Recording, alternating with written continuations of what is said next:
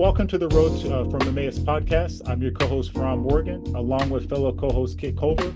Our goal for each episode each week is to take you on a guided tour of redemptive history, showcasing the beauty, splendor, and unity of God's amazing story of cosmic redemption and restoration and renewal. We hope that our warm conversational tone and format make an unfamiliar topic for many and intimidating for some more approachable, accessible, and digestible, growing and edifying the body along the way. This is the 14th episode in our Journey Through the Scripture series. For those new to the podcast, our discussion format each week will be to respond to the discussion questions embedded at the bottom of the study notes document. You can always find these linked in the podcast description box. We will be referencing those notes quite a bit during the episode, so be sure to reference that and take a look at that. In this same box, you'll also find a link to our website, roadfromemmaus.com, where we share a bit more about ourselves, the genesis of our podcast name, and provide several helpful resources to help you dig further into redemptive history, no matter where you are in your journey. From time to time, Kit and I would love to respond to direct questions you pose to us as listeners. You can do so through using our email address, contact@roadfromemmaus.com. That's contact@roadfromemmaus.com. That's also noted in our YouTube podcast channel. Before we jump in, make sure you subscribe to our podcast and hit that bell for notifications so you always know when we drop fresh content. We post a new episode every Monday, so we look forward to you taking this exciting ride with us as we journey through the scriptures. If you were with us last time, we kind of wrapped up our expose and dive into Joseph and his significance as a conduit and connective tissue between the promises that have preceded him with the forefathers, Abraham and Isaac in particular, and how he actually takes people into an area that I think was unfamiliar and actually almost counter to the promises that were promised to Joseph. If you recall, too, one of the things we talked about is his prophetic blessing was to have primacy over the very things, too, that we saw. And yet, even in Egypt, once he elevates to that post, we see that even at his deathbed, too, is the people are in bondage. The people are in subjugation, too, within Israel, too. And so what we hope people understand and what we're going to unpack a little bit today is that God is still faithful. He is still with the people, but it raises the question, who will now carry this promise forward? What will that look like? How will God be faithful and express that faithfulness to the people, even in the midst of this subjugation and what they're encountering too? To kind of help frame this a little bit, we also think it's helpful to actually read a little bit from Exodus itself. So we're going to read just the first 14 verses in chapter 1. These are the names of the sons of Israel who went to Egypt from Jacob, each with his family: Reuben, Simeon, Levi, and Judah, Issachar, Zebulun, and Benjamin, Dan, Naphtali, Gad, and Asher. The descendants of Jacob numbered 70 in all. Joseph was already in Egypt. Now Joseph and all his brothers and all the generation died, but the Israelites were exceedingly fruitful. They multiplied greatly, increasing in numbers, and became so numerous that the land was filled with them. Then a new king, to whom Joseph meant nothing, came to power in Egypt. Look, he said to his people, the Israelites have become far too numerous for us.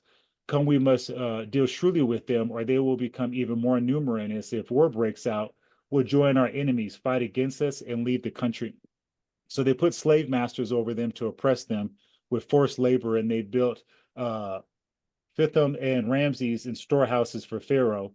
But the more they were oppressed, the more they multiplied and spread. So the Egyptians came to dread the Israelites and worked them ruthlessly.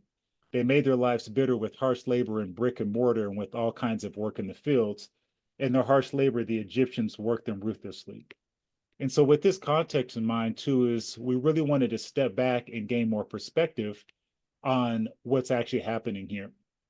The cruel oppression and slavery the Israelites suffered at the hands of the Egyptians afforded them the opportunity to live out their identity and calling as covenant sons in a foreign land, to follow Joseph's example, in fact.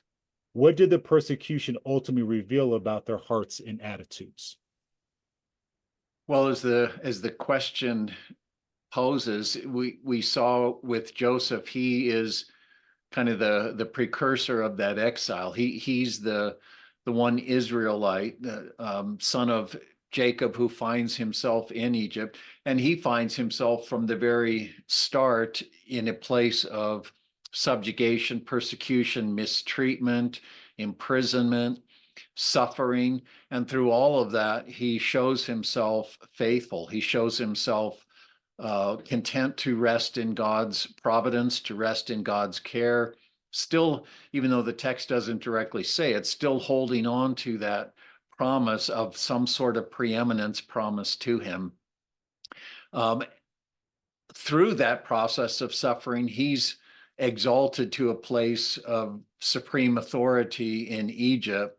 And it's through that place of authority and provision that all of his brethren and his family find themselves in Egypt. Their circumstance is the opposite. Initially, everything goes well for them. When there's this huge famine throughout the Middle East, they're in Egypt, they're being cared for, they're on good grazing lands, and Joseph is providing for them abundantly. It's only later, after Joseph's death and a new Pharaoh comes along, that now their blessedness, if you will, or their prosperity turns into suffering. And as we read, the occasion for that is the fact that, echoing again God's promise to Abraham that he is still faithful, I will make you a great nation. And even in Egypt, Israel is becoming a great nation, so much that the Egyptians begin to fear them. They're so numerous, as we read, they can pose a threat to the Egyptian supremacy and even the preservation of that nation. They can become enemies that will rise up and fight against them. So they begin to oppress them in order to hopefully reduce their numbers. And if we kept reading, we would see that even in this oppression and slavery, and if you know anything about the ancient world, slaves weren't fed a lot, they weren't cared a lot, they cared for a lot. They just worked them until they dropped dead, and then they moved them out of the way and put somebody else in that place. So the goal of this oppression and enslavement, building these monuments and storehouses, is that they'll reduce their numbers. They'll be weakened by hard labor and lack of food and lack of healthy conditions. And so in that way, they'll bring these Israelites under control. But the more that they do that, the more they continue to grow and grow and grow and thrive. But the people don't recognize that this is God's hand upon them. And so rather than, in a sense, seeing that the Egyptians are actually afraid of them, that the Egyptians are, in a sense, recognizing somehow they have this amazing ability to not just to survive, but to actually thrive. They don't recognize what the Egyptians do. They're the kind of privileged status with God. And what they're doing is they begin to cry out, and they're in their suffering and in their pain, they're looking for a remedy to come, some way to remove them from their suffering, rather than abiding in faith, trusting their God, even though they can see all around them the way they're prospering in his hand. They actually are moving away from God. And if you go to like Ezekiel 20 later on down the road, there God comments that when they were in Egypt, they forgot him. His people forgot him, and they began worshiping the gods of Egypt. And so their suffering, rather than causing them to look more tightly and in a more focused way to their God and his promises, their suffering caused them to actually move away from him, forget him, to be obsessed with their own suffering, and most likely to be looking to the gods of Egypt to come to their rescue and to deliver them. Yeah, one of the things our listeners might be wondering is this, like, okay, the people didn't recognize this as the hand of God, but clearly the people were steeped in their own history, knew their forefathers and Joseph and Jacob and them, and they clearly understood the promises that were made even to Abraham too. Is how come they, in their mind, or from your perspective, didn't make the connection that the hand of God could actually look like this too, or maybe contrary to what they maybe assumed it would look like too, knowing the promises of God and the promises he had made toward the nation? Well, I think, time and circumstances and just the natural way that people are, uh, they had been in Egypt for quite a while. They're surrounded by a new culture. Even during the years of blessedness under Joseph and the Pharaoh that was very close with Joseph. Even during those blessed years, they were in a different culture. different traditions, different gods, different practices.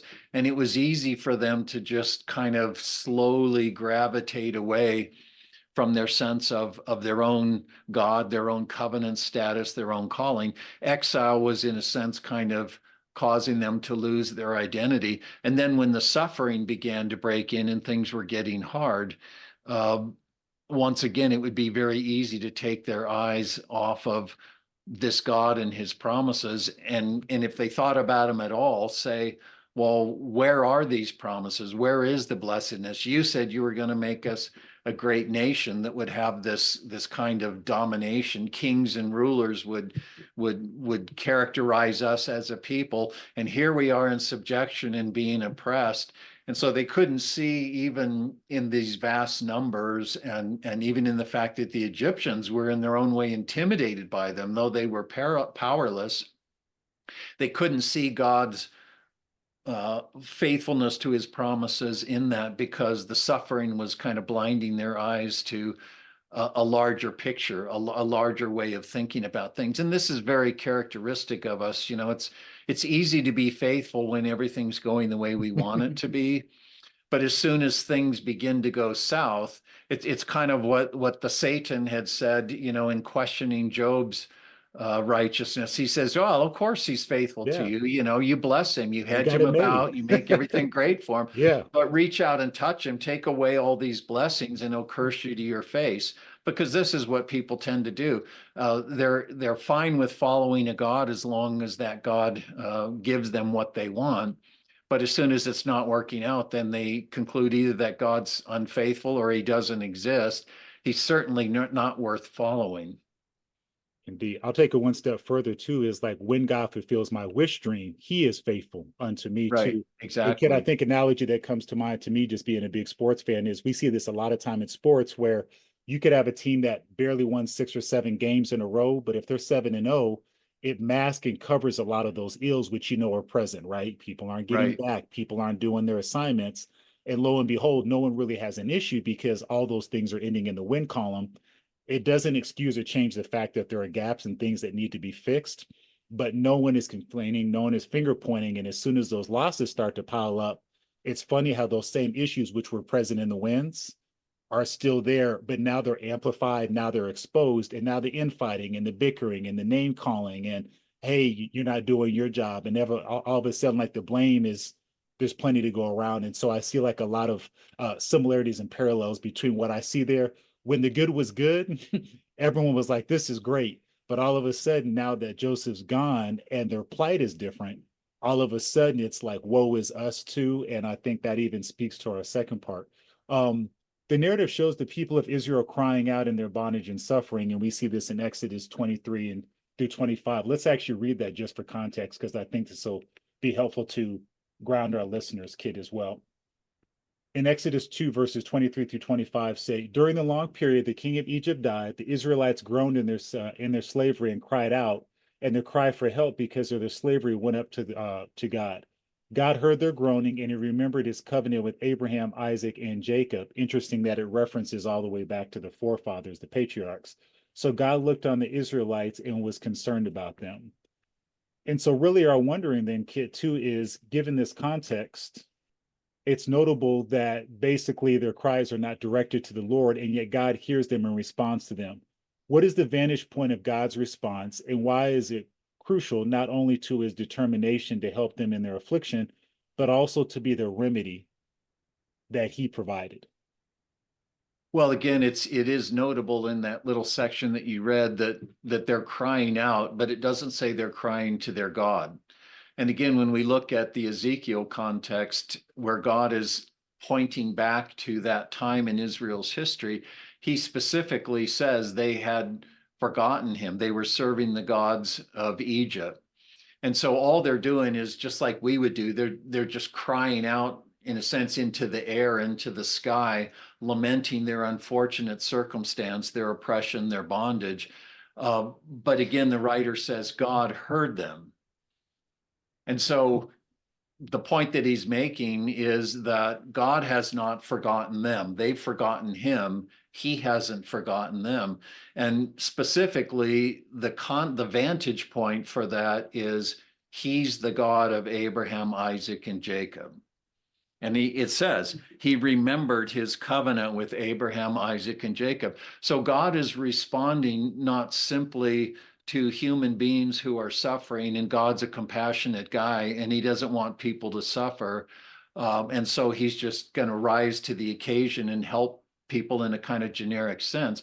No, this is the God who remains faithful to his covenant, to his purposes, to this people that he has chosen for the sake of being the instrument for fulfilling his purposes on behalf of the larger creation, the thing we keep talking about week in and week out. So he remembers Israel because their election is that he set them apart to be this instrument in this work. And so he hears them in view of the role that they're to play in his purposes. He remains faithful to their covenant. They've forgotten him. They're no longer operating as the covenant children of Abraham, Isaac, and Jacob, but he remains the faithful covenant God of Abraham, Isaac, and Jacob. And so that becomes even the framework, the vantage point for understanding the remedy that he provides, which is this man Moses. And interestingly, and the scripture does this a lot, it will introduce a person or a theme or a circumstance without you really knowing why it's important. And then it tells you the importance of that after the fact. We saw that with the Table of Nations, and then the Babel episode that explains where the nations came from back in Genesis. And so chapter 2 of Exodus introduces this man Moses, and he's born into a context in which again, the Egyptians are oppressing the Israelites, and yet even though they should be dying, they just keep multiplying. And they're like, what's the deal with this? We're doing everything we can to kill these people off, but they just keep reproducing and reproducing and becoming stronger and stronger as a people. And so Pharaoh reaches this conclusion that he's going to instruct the Israelite midwives to kill every male child that's born. And it's through that process that when Moses is born, he is whisked away and put in a basket and floated down the Nile so that he won't be put to death. And it's through that process that he ends up becoming a son in Pharaoh's house. Pharaoh's daughter finds him, brings him home, and raises him as an Egyptian with all of the privileges, all of the culture, all the knowledge, the education. He, for all practical purposes, is a prince of Egypt, who has all of the privileges of Egypt while his countrymen are in this place of bondage. And that's the man then that God is going to raise up to deliver his people as they cry out to God. That's the remedy that God has put forth. But Moses will do that not as a prince of Egypt, but as himself entering into solidarity with the people and their own oppression under the Israelites. And he will flee, and he will have his own period of humiliation and patient waiting and suffering before the time comes when God will raise him up and send him back to be this deliverer. But all of this is again grounded in the principle of God is faithful to his covenant. And so he's not just sympathetic to Israel's plight.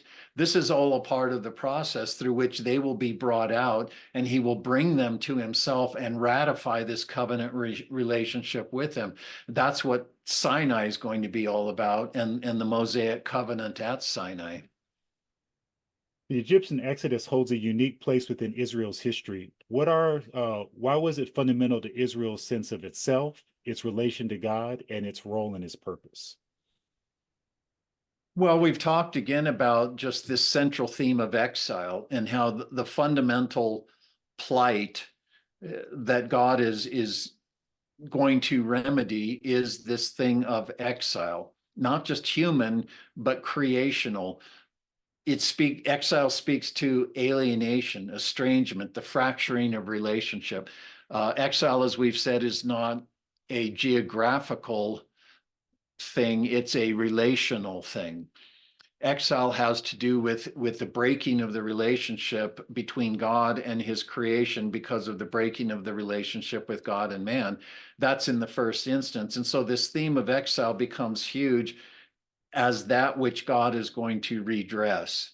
And Israel, as the chosen instrument, sits in the center of that process or plan of God to end exile. And so, interestingly, the nation itself is born out of a redemption from exile. Redemption is the remedy for exile. To redeem something is to liberate it or purchase it out of its some form of bondage or captivity or whatever it happens to be. And so Israel in the first instance, and we see this when they arrive at Sinai, their identity is that they are a redeemed people.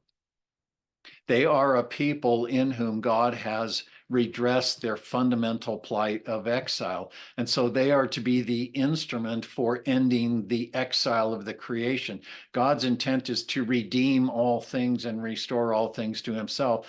And Israel is, in the first instance, as a microcosm, the redemption of God. They are a redeemed people.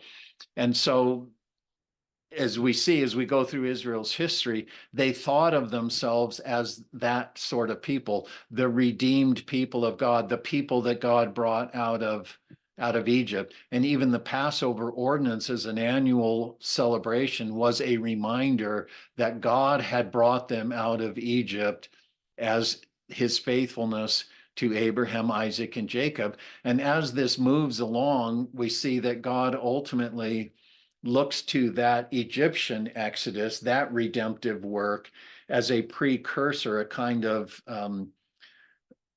a first manifestation of that principle in Israel's life that looks to an ultimate day when God will once again arise and end Israel's exile, to redeem them and regather them, but this time not in terms of from a physical power or physical captivity and bring them from one land to another land, but he will address the problem of the relational alienation that has always undermined the relationship between him and Israel. Israel's lived in a perpetual state of exile relationally, and he's promising now that he's going to arise and remedy that. And we'll see, there will be other exile episodes in Israel's history, but this Egyptian episode just stands at kind of the center of Israel's consciousness, its sense of itself, its experience, and it becomes the lens through which this future deliverance is viewed.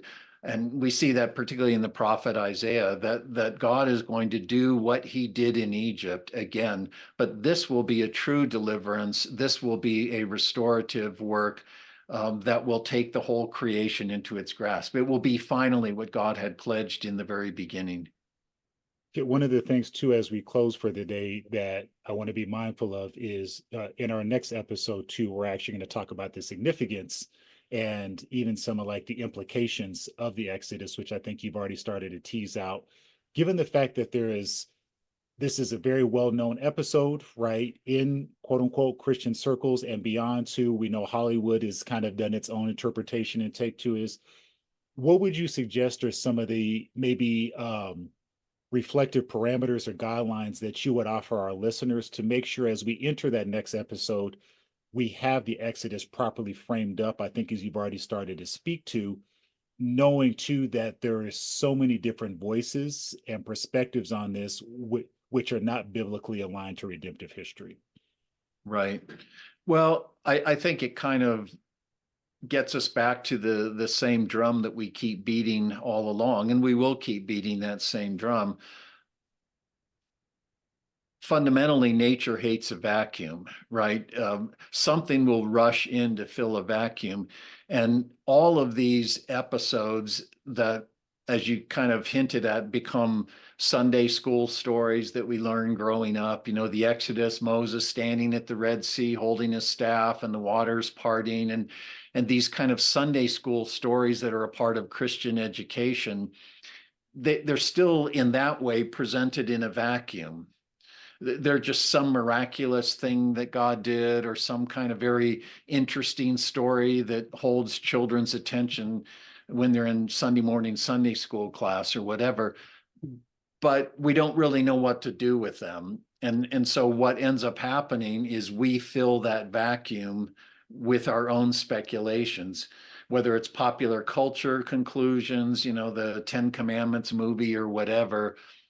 We will fill this scriptural content, these scriptural episodes, with some significance, some meaning that is, in a sense, extrapolated out from ourselves, what they mean to us, how they apply to us, whatever. And so it's crucially important that as we continue to move through the biblical narrative, the biblical story, that we take each piece and hold it within the flow. We again, to use that analogy of painting a painting, each brushstroke isn't independent to be looked at and understood and evaluated independently. Each brushstroke builds on what's already there and is itself building towards the ultimate outcome, the ultimate portrait that's in the artist's mind. And so when we come to something like the Exodus, even as we've hinted today, it has to be held within this larger covenantal purpose of God. What God is doing with Israel in Egypt is in view of his election of this Abrahamic people to be his instrument for bringing his blessing to all the families of the earth. All of the plight of the creation is to be resolved in and through Abraham and his seed. That's the great point that the scripture keeps making.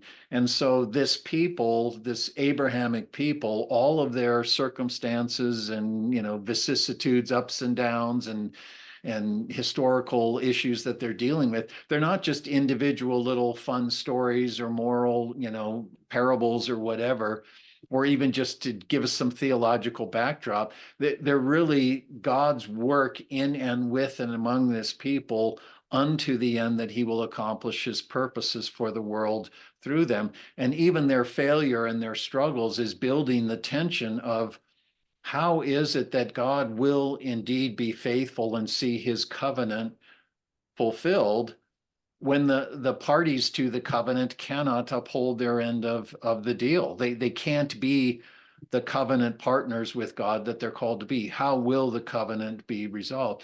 And the story is building along that way all the way through. And ultimately, this leads us then again to Jesus, the Israelite, the one in whom Israel becomes Israel indeed, and the Abrahamic promises are fulfilled on behalf of the world. So again, very simply, people need to hold each of these discrete incidents in the flow of the Old Testament story.